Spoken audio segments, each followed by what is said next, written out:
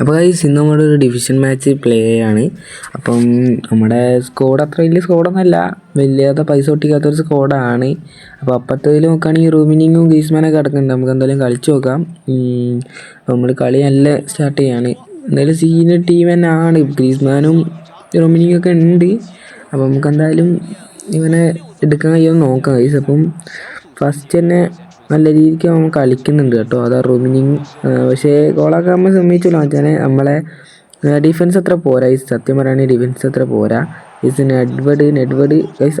ഓ guys, keeper ആരാണ്? Victor B ആണോ?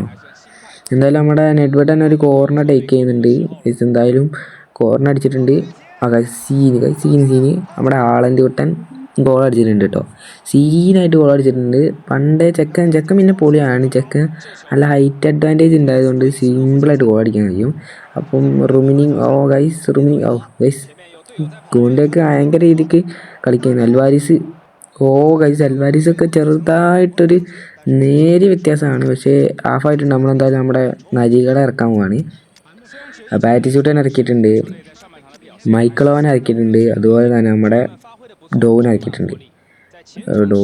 ഡോവിൻ ഇറക്കിയിട്ടുണ്ട്. അപ്പം നമുക്ക് സെക്കൻഡ് ഹാഫ് ഇനി എന്തൊക്കെ ആവും നോക്കാം. ബെല്ലിംഗത്തിൻ്റെ ഒരു കിഡിലെ അടി, പക്ഷേ കീപ്പർ വെറുതെ ഒക്കെ അല്ലേ ഗൈസ്. റോബർട്ടോ കാർലോസ് എന്തായാലും ഗോളായില്ല.